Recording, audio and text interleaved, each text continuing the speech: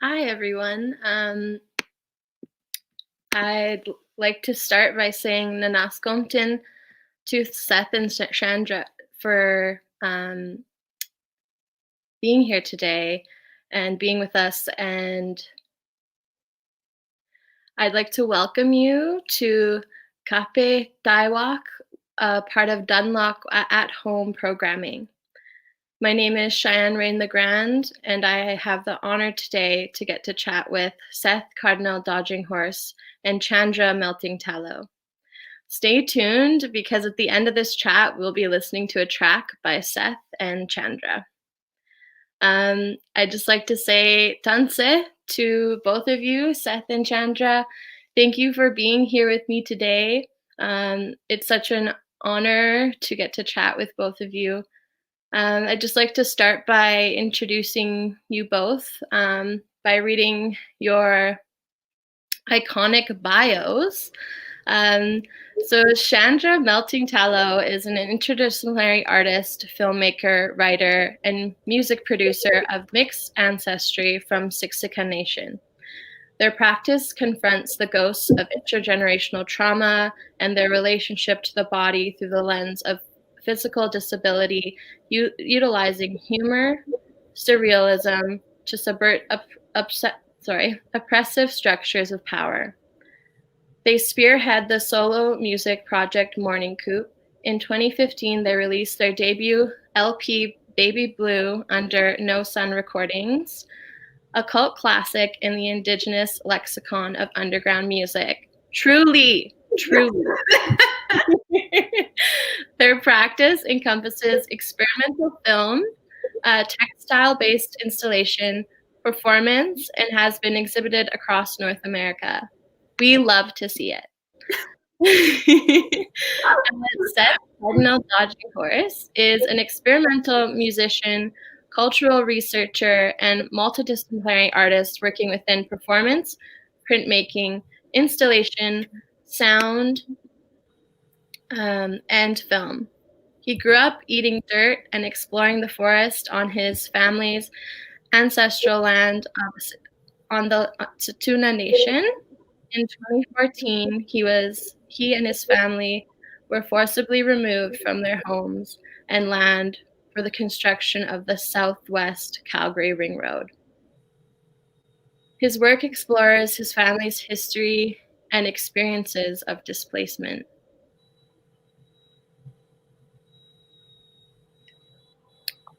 I may take pauses throughout this talk to just make space for I think I wanted to take a pause there to take a moment for Seth's family and, being forcibly removed. Thank you. So the name of today's talk is Kapehtâkwahk. I called up my mom this morning to try to learn that word. I often use my µ'hio language in my practice as a way to try to learn the language. But yeah, so it's a µ'hio word which translates to something heard. And for me, when I was thinking through a title of this talk, I was thinking through that you both have this ability to tell stories or to speak in many different mediums, whether that be like, your sound work, your powerful performances, or your beautiful artwork and installations. So I just thought that it would be a good title to talk about the many ways you guys can communicate and how powerful it's done in a variety of mediums. So how something is heard, really. So today, we're going to be doing I'm trying to make this chat kind of just like a chill hangout friend zone, and just like really want everyone to be comfortable. There'll be a Q&A throughout. So if you have any questions, you can add it in the comments and we'll answer it throughout this chat. So this is a moment where normally a land acknowledgement would be read, but instead I would like to share a quote from my sweet friend Taryn Kootenaihu. Canada is an illegal occupation built on genocide. I want to take a moment to thank Taryn for his wise words and to thank you, Taryn, for all of the work you have done while on this earth to protect the land. I've been thinking through land acknowledgements a lot and thinking through how they function. And today I would instead like to share Taryn's quote, but also I'd like to say Nanaskompton to the land for everything you have done and everything you have provided. It saddens me to continuously see the land being destroyed, and it needs to stop. So I think that's kind of where I'd like to start the chat is I'm curious if either of you would like to share your perspectives on land acknowledgements. How do they function for you? What more can we do? If either of you want to say anything about land acknowledgements.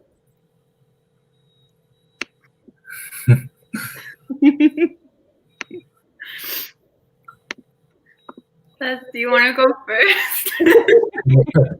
Okay. I don't like land acknowledgements because I'm like, I don't know. I've like gotten to the point where if someone asks me to do a land acknowledgement and I'm at some function, I'm like, give the land back. I'm like, but I don't know. It's complicated because it's not something I grew up with. And it's something that I started noticing like in a lot of white spaces once I start going to school. And, it's pretty strange to see like even, I don't know, like city officials in Calgary doing land acknowledgements and stuff. But I think when they do land acknowledgements and the way they do it, it's very hollow and just like reading from a piece of paper and stuff. And yeah, I don't know. They're strange. They're very like loaded and complicated. But yeah, I think like if you're gonna do a land acknowledgement, it's like, and you're a settler, then I think you gotta like acknowledge the land, but also acknowledge how are you gonna do something to either return the lands or work towards repatriating all of these things and stuff. So yeah, I don't know. It's just like very awkward for me to like be someplace and then it's like filled with a bunch of white people and then they do like a land acknowledgement and they're all kind of like, yeah, and stuff. And I'm like standing there and I'm like, this is kind of awkward. I'm like, I'm gonna leave the room for a couple minutes and stuff. So yeah, I don't know. That's my opinion on them. I think there's like some stronger way they can be utilized. Yeah, totally. I think also when I was thinking through, like, how did I want to approach this? Because I think this is actually one of the first times I've had to think through, that this is like this is the moment where I would do a land acknowledgement, and I started to think through also like other ways of like interrupting that space. So like I was thinking through, originally I was actually gonna call up my mom and ask her to do a prayer for us in Cree, and like that to me felt like a way to speak about the land, because like as Indigenous people, I think language is really important and is also a deeper way to communicate, I think. I can't speak my language, but I think that was one way I was thinking through it. And I know, Chandra, you were in your work, you had used prayer ties and you were thinking through, as a disabled person, how can you, there's many ways to, I think, try to protect the land and try to allow these changes to happen. Yeah, so we're I guess we can go ahead into Chandra's work. Ikekemat probably said that really wrong, and I'm so sorry to all the Blackfoot people out there. But that work, right, you had used prayer ties. You want to tell me a little bit about it? Yeah, so when I originally did the piece, it was in 2017, and it was, I think, a piece that was supposed to be about demarcating time. And originally what I was thinking of doing when I was working on the pieces, because I was like reading a lot about trauma and going through my own healing process, and just wanted to kind of explore how time, when you have trauma, like, it simultaneously exists in the past and the present. And like, for example, when you're re-traumatized, your brain actually, there's like a part of your brain that can't tell the difference between a situation happening as a memory or if it's happening in real time. So you have this like physiological reaction. And so it almost just felt like these like layers of time on top of each other in the present.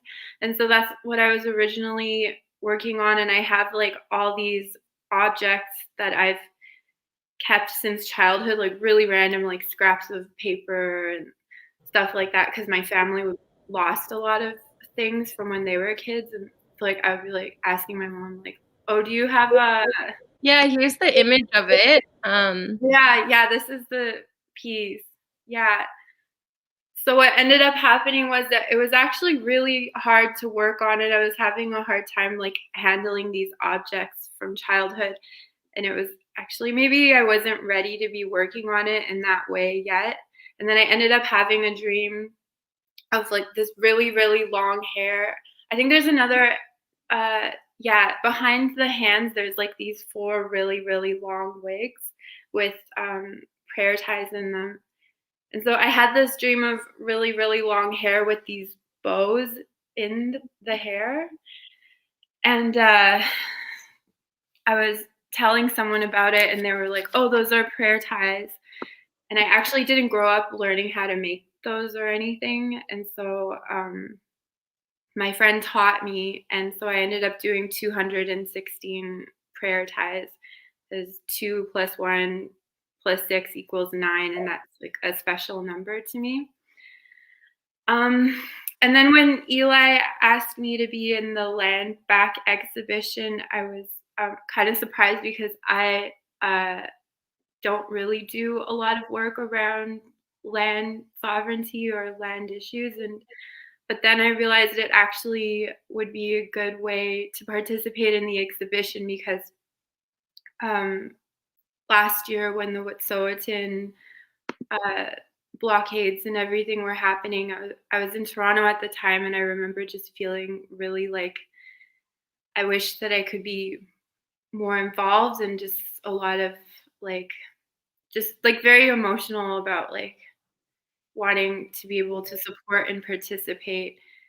And but I think like at the same time I realized that even if I was still on the West Coast, like I wouldn't be able to participate anyways, because I have such extreme chronic illness that I'm like bedridden like most of the time. And so I think like around that time they were asking for a lot of calls to prayer, and that was really I don't know, I thought that was really important and like so indicative of a new way of organizing, like involving prayer and ceremony in like activism, and like just this struggle for land sovereignty. And it was like a way that I could really contribute that felt meaningful. And so I think that's how I kind of felt comfortable adding that contribution to the conversation, because I think a lot of times I think like within the context of Western capitalist society, like the experiences of disabled people tend to be very like just not very visible and not present, because like most are just like, you know, stuck at home or whatever. So yeah. Mm-hmm. I think I definitely like relate to that, like when, you know, thinking through wanting my mom to like pray for us at the beginning, like thinking through how there's many ways to I think protect the land and to care for the land and acknowledge the land. Yeah, the sculptural, that's your hand, right? Those. Yeah. Yeah, it's so beautiful. I love that work. And the fabric hanging, what material is that? Someone asked me this the other day, and to be honest, I don't remember because it was on sale. I love that. You know what? It kind of reminds me of like bandages or like that kind of a fabric. Yeah. Yeah, that's a beautiful and powerful work, and I think it's so important to talk about, you know, different bodies and what different bodies are capable of, and different ways to interact with the land. And I know that right now there's a lot of call to action in Vancouver. There's a lot going on there, and for me too, I never felt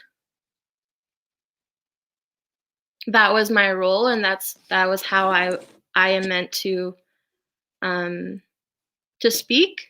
I've always known that my way of speaking is through art, and that's how I best can communicate. But yeah, thank you for sharing that work. I love it so much. I do see here we have a question for Seth. So the work that I was wanting to discuss for you, Seth, was Inna, which we could show an image of right now. Yeah, so you want to tell us a little bit about this work? Sure. So this work, half of it I made, and then the other half I collaborated with my mom. And what we did was that we took this elk hide, and we had been wanting to collaborate for a long time, and we finally got a chance to, because we applied to go to the Banff Center, so we were kind of locked together for a month in a studio, which we'd never done before. It was pretty nice and hard experience because me and my mom are like probably the best and worst at giving each other feedback. So, but what ended up happening was my mom had this idea of wanting to silk screen an image on the hide. So the bottom piece that's kind of cut out from the hide that's hanging up top is a photograph of my great-grandma and my great-great-grandma, my Tsuut'ina grandmothers. And the land that I grew up on is the land that they also grew up on, and was their land. And so in Tsuut'ina means mom. And so I painted a story on the hide using traditional paints. And I painted one of my mom's stories about the day that they cut the trees down for the ring road, and an experience she had of seeing a deer there. And so I wanted to highlight the deer amongst like all of this destruction. And is interesting that, and very cool to see Chandra's piece with the prayer ties, because it's kind of funny, these connections. But like in this piece I made, you can't really see it, but there's a tree on the far right side of the hide, and I painted construction workers knocking a tree down, because the area where the trees were knocked down, there was prayer ties that had been there for, you know, so many years, and these were people's prayers, and they were my family's prayers as well. And they, you know, they weren't treated respectfully, and they were just taken down. And I thought it was interesting because apparently Tsutina, someone from Tsutina had done a ceremony with the construction workers to allow them to take the prayer ties down. And like, to be honest, I thought, you know, that's a very colonial way to use prayers as a way to allow these construction workers to take down these medicines and these people's prayers, and in order for construction workers to you know, destroy the environment and the landscape. And so that's this piece has a lot of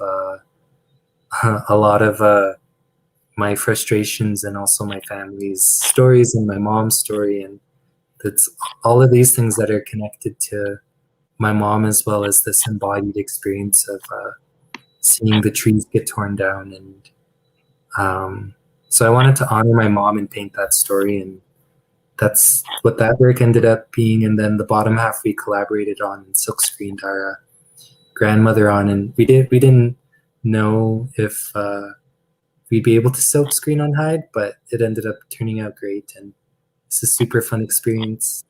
And me and my mom have been collaborating together, and we haven't killed each other yet, but but yeah, we're gonna continue working together. It's a lot of fun and frustrating in the best ways ever. So it's like the most fun you can have with your mom. Yeah, totally.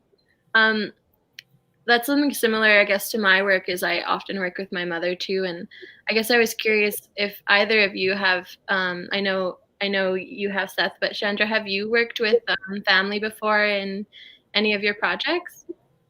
No, I haven't. Although my sister is Mama Rudgyal, and she's an amazing musician. She's a rapper and a singer, and we're going to do music together, which is exciting. Oh, that's so exciting. Yeah. I can't wait to hear. I'll send it to you. Yes. That's so cool. Yeah, I'm excited. Me and your sister were in a movie together with David Hasselhoff when I was like 6 years old. Oh my god. I love that. That's like what was so interesting to me about like I chose you both because I really love your work and it really speaks to me and it's just iconic. And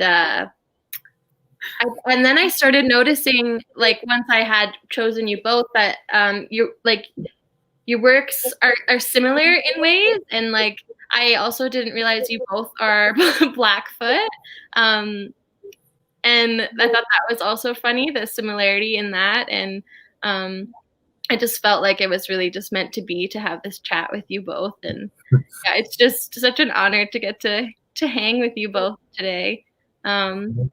Thank you. Yeah, I'm curious, Seth. What is your experience working with your mother? Like, how has that, like, you know? Because I know that with this piece, it was your first time, right, collaborating with an artist, and then it happened to be your mother, right? Yeah. Working with my mom it's awesome because I'm the oldest child, so compared to my sibling, we have a very different relationship with my mom and everything.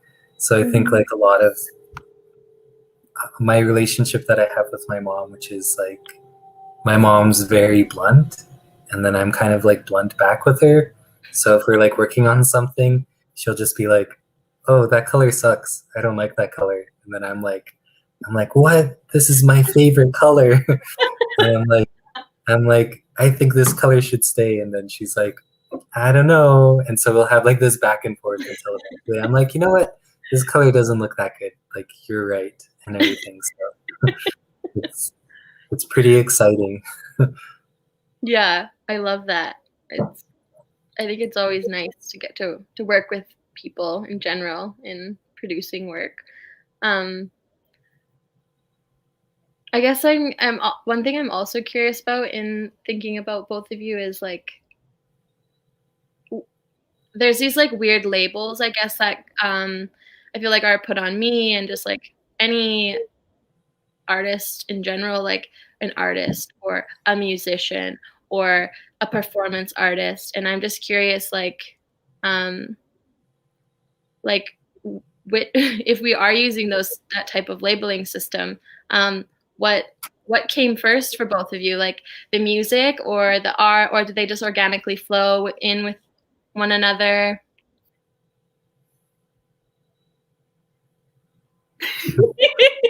I'll let Chandra go first. Yeah, I made you go first last time.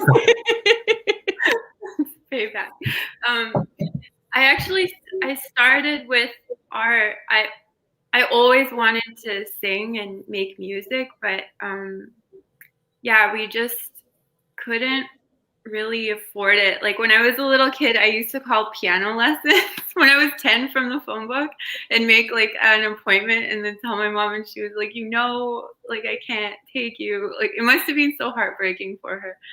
But yeah, and the neighborhood I grew up in Marlborough, like Calgary. Seth, you probably, yeah, like there wasn't really like a music scene at the time when I was there. Like I know there was like my friends who were older, I know who were teenagers around that time, there was like a music scene for them, but like me and my friends, we didn't have access to that or know about that. So it was just kind of like this far off dream. And then I decided I wanted to be a painter, and I ended up going to art school as like a mature student when I was like 22. And then while I was there, I discovered the work of James Luna, and I didn't know what performance art even was. I never heard of it before, and my mind was like totally blown, and I was like, oh, I have to do that. And so I did performance, and so Morning Coup is actually a performance art project at first. And then when I moved to Montreal, there was like a really big noise scene at the time. Like it was more noise than I think anything else. Like before, like pop music and like anything like that was more popular. And I was like, oh, I can do noise. Like, so you just do things. So I was doing noise. Like I did Morning Coup as like a sound art and performance art project, and then I just kept recording and got like good enough that I could figure out how to put together a song, and then I just kind of ran with it after that. Wow. Yeah. So that's how it started. Cool. Yeah. Cool. For me, I think when I was 5 years old, my uncle and aunt, they've always been artists, and my auntie beads and my uncle draws and paints. But I think from when I was 5 years old, I always spent a lot of time with them because my mom was busy, so they always babysat me, and they like indoctrinated me from a very young age to be an artist, because they'd like give me a pencil and make me like draw. They'd be like, Seth, you're an artist. And then I was like 5 years old and I'm like, I'm an artist. And so I guess growing up, I always considered myself an artist because my aunt and uncle, that's what they called themselves and what they are. And so I just thought like being an artist was, I don't know, it was just like something that was just like always a part of my life growing up with them, and also with my mom and everything. It's funny because I make art with my mom, but growing up, my mom wasn't the creative one in the family, but now she's like that bloom and everything. So everyone in my family is creative now. But I think when I was 11, I Corey, my uncle Corey Cardinal, Chandra. So Yeah. Corey also babysat me. And See, this is why I chose you two. He's like practically my uncle. So Corey you know how like Corey just loves metal and everything? So Corey would like, I don't know, I just always associated Beavis and Butthead and like metal with him Oh and my music god. and everything. Yeah. And so I think when I was 11, he gave me a bunch of his cassette tapes of like AC/DC and like Slayer and everything. And I was like, whoa, this is so cool. I gotta get a guitar. Like I need a guitar now and everything. And my mom got me a guitar and I just started writing songs and then I went to art school later and I played in bands beforehand and everything. And I don't really see a distinction between them, like art and music. I think like, I don't know. I love music videos and I think they're like art and everything and like sound art. And I don't know. I have like a hard time being consistent with like either like music or art because I'll like, I don't know, make a pop song and I'm like recording the fridge and trying to like, you know, get all these noise sounds from it and stuff. So I don't know. I just think like everything's a mess and it's kind of like fun to dabble in all of the mess and stuff. But yeah. Yeah. Totally.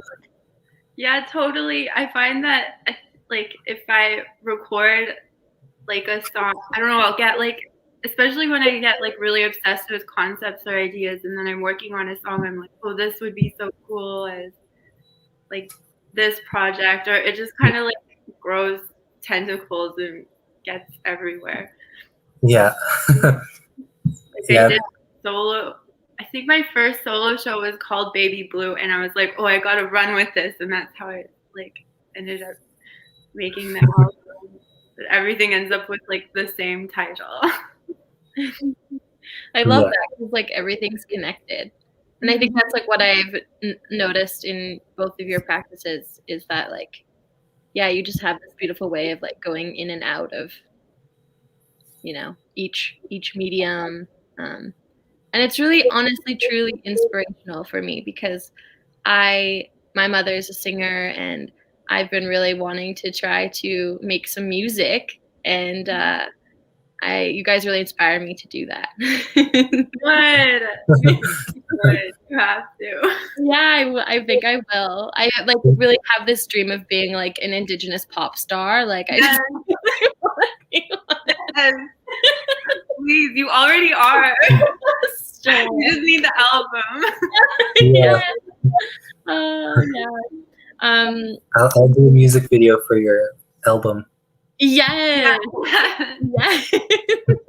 I think we all have like a love for like, well, for example, like the two songs we're going to be playing in a bit here are Pastel Was Here by Seth and Baby Blue by Chandra. So it's like already again a similarity in like the I don't know, I just like really love pastel colors. Like I just love them. So I'm really excited for that. I'm just gonna go ahead and read that. We have a question for you, Seth. So it's from Dr. Strass. I am curious about what went through your mind when you found out the Glenbow Museum misplaced items from your family. Love, Belgium?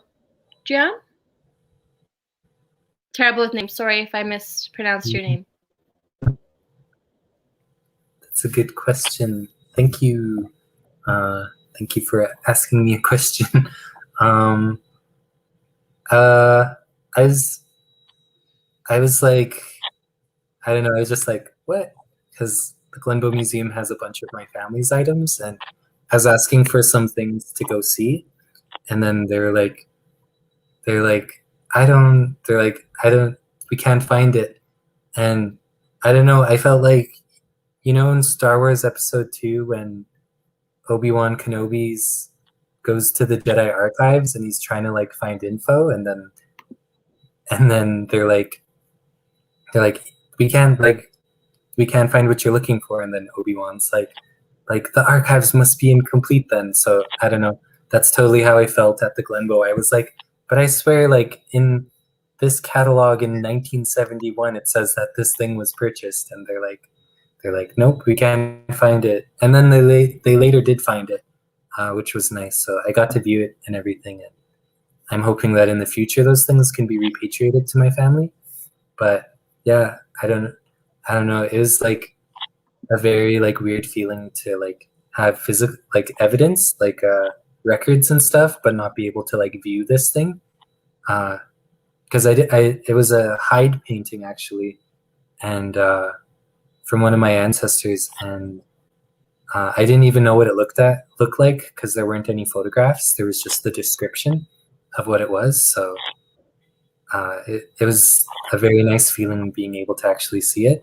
I think they just like misplaced it somewhere. I don't know. They got lots of stuff that's stolen and doesn't belong there. So it was in one of the piles. Wow. I think that that piece, I think it's said that you used like natural pigments, and I guess I'm curious for both of you, like when choosing like objects or materials to work with in your installation work, like what are the thoughts that like go into choosing those objects?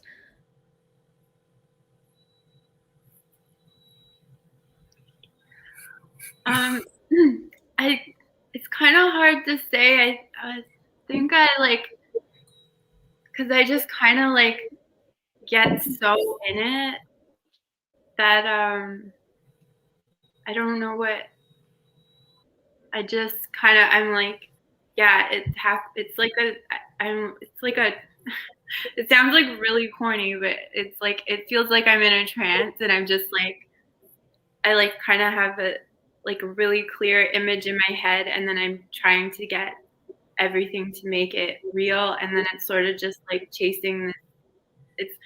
It's hard to feel like I can take like all the credit for every piece I do, because it feels like I'm doing like the labor of making this thing that's coming through me happen. Like I'm taking care of all the details and trying to get it to the right like standard of what I'm like it needs to be and what I can see. And then I do put a lot of thought into like the materials, I guess, in terms of like colors and numbers and like what those, how they feel and what they, yeah, like it's so hard to describe. It's like a dream. It's like trying to describe a dream. Mm-hmm. Yeah, that makes a lot of sense, because too, when I like choose what objects I'm working with or what I'm putting on my body when I perform, or it's always like I never feel like I'm doing it alone. Mm-hmm. You know? Yeah, for sure. What about you, Seth?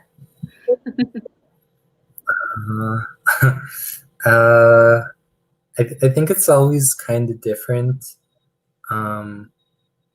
Sometimes it's like very like a lot of the stuff I make is like very like has to do with like memories and also dreams in a lot of ways. But so like earlier on, I used a lot of like furniture that was in my house and stuff because I'd have like a memory associated with like a certain dresser and stuff, or like specific chairs and things. And then other times it was I grew up doing a lot of thrift shopping and stuff, especially with my grandma.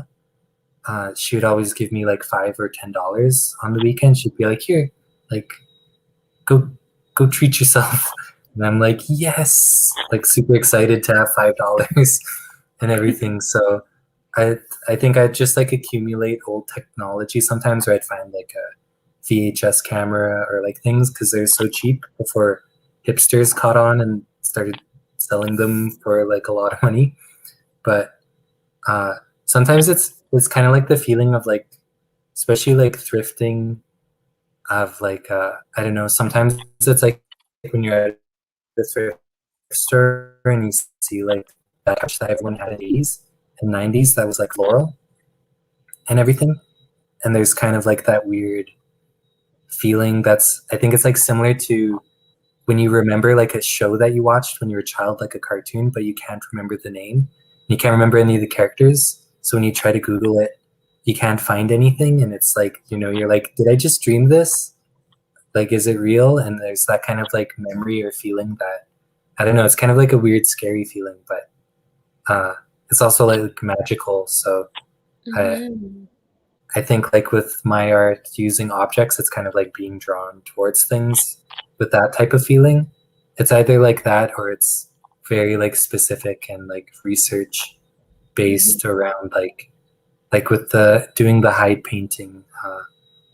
I looked at a lot of my family's paintings and I asked my grandfather at Sutuna Elder about the history of hide paintings and all that, and then I figured out the pigments that were used and everything, and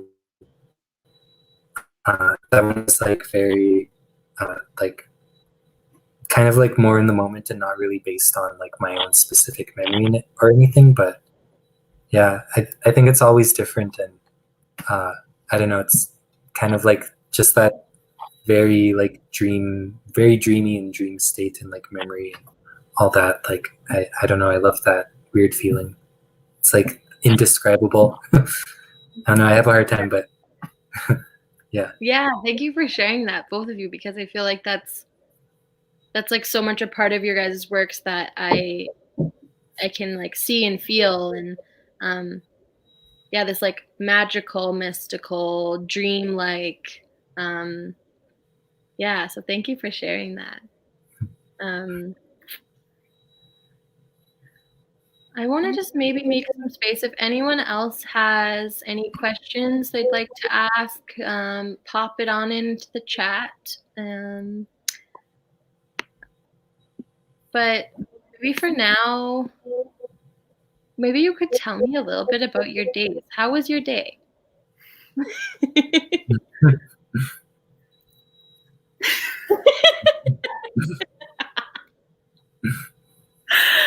Good. Pretty chill. I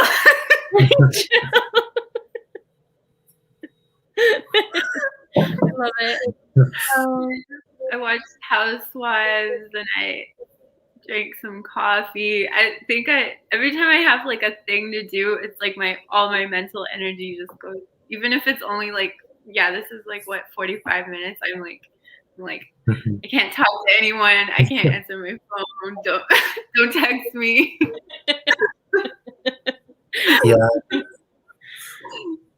Yeah, I definitely get that, especially with like phone calls. If I know I got a phone call in like 5 hours, for 5 hours I'll just be sitting there in one spot, like ready for it, and I'm like, like I can't leave the room or do anything until they call me.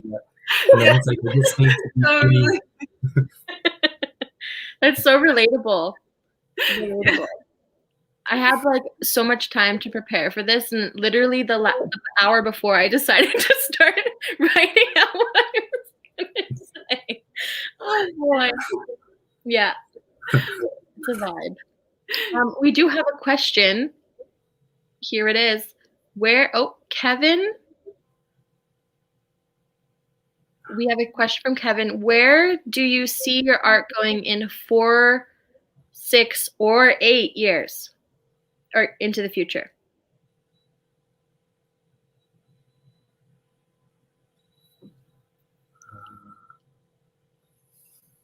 Oh, rather, what kind of art do you see yourself making? Good Hi, question. Kevin. Kevin.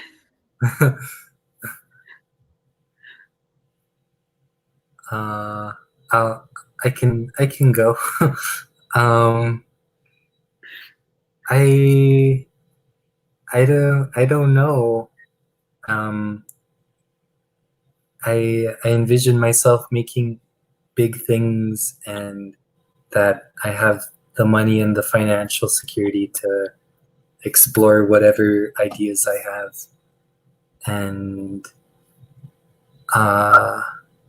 yeah, I don't know, making lots of things, but also like not being as stressed when making things, and like having more fun while making things. And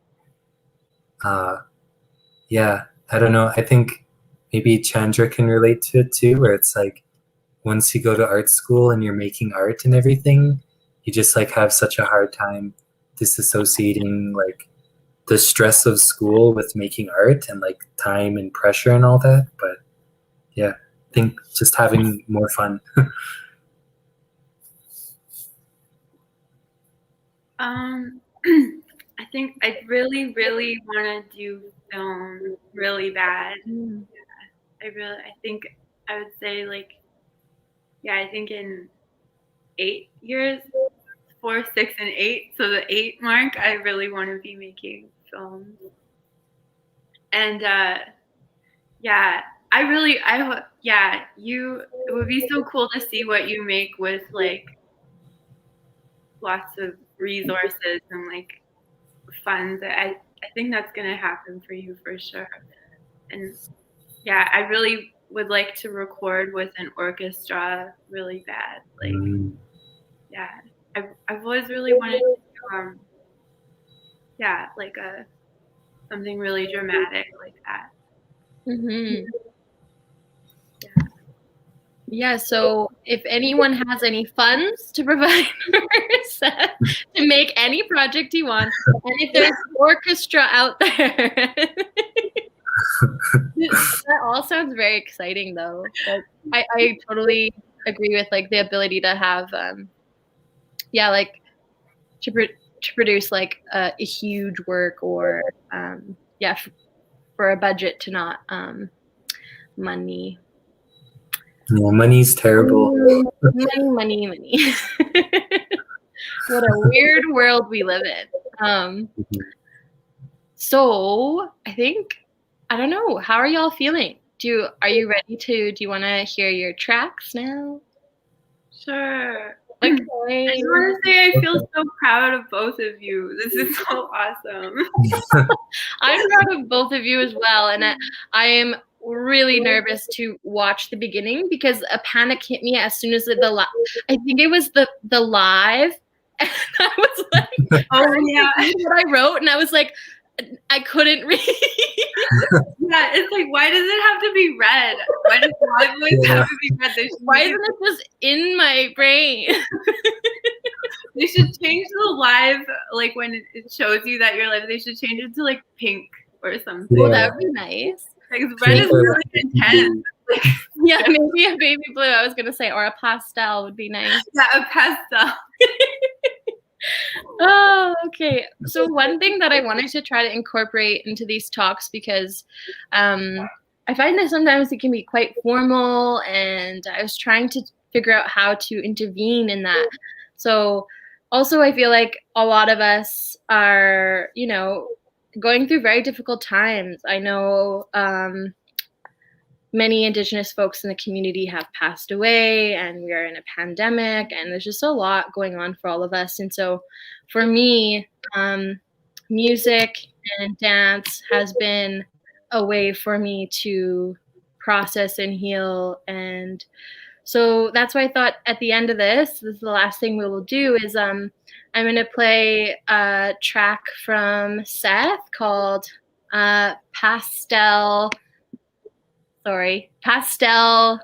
Was Here.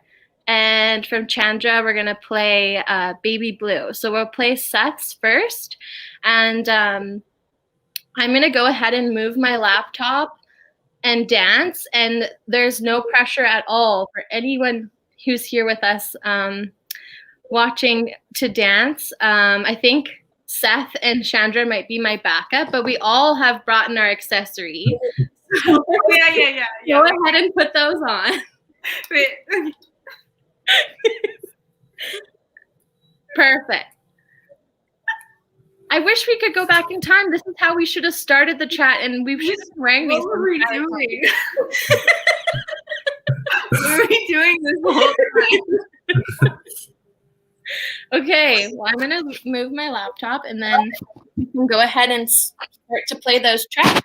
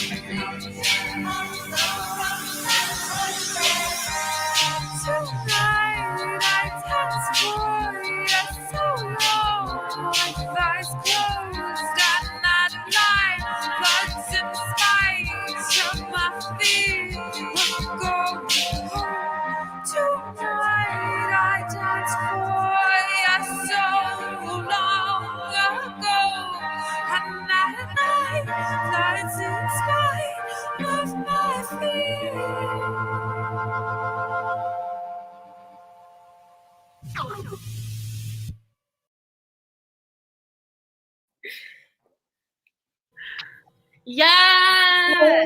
Such a good dancer. That was awesome. I didn't expect to be quite nervous actually. I was like, oh, I'm dancing on live. There I go again. Because Seth and I were like, you're cool, like you guys are like just like we'll do that when you're a pop star. We'll be on either side. Okay, that would just make me so happy. Oh. I am out of breath though.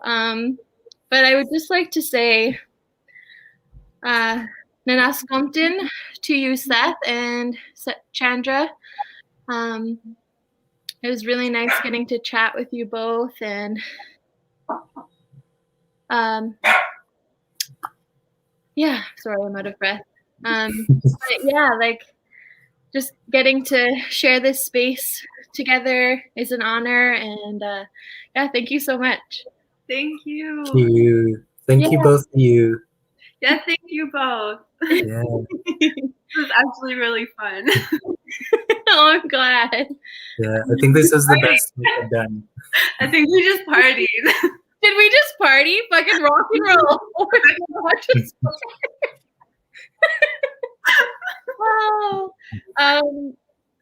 So also I wanted to thank Dunlop for having us and letting us dance and be together. There's a couple of reminders about the upcoming programming. So we'll just share some of those right now.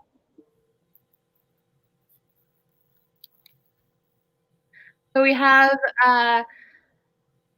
Seth's studio visit tomorrow at 1 p.m. That'll be on Instagram Live. So if you are available, it'd be amazing if you can come join us. And then as well, during February 18th to 21st, Seth is taking over the Instagram for Dunlop Gallery.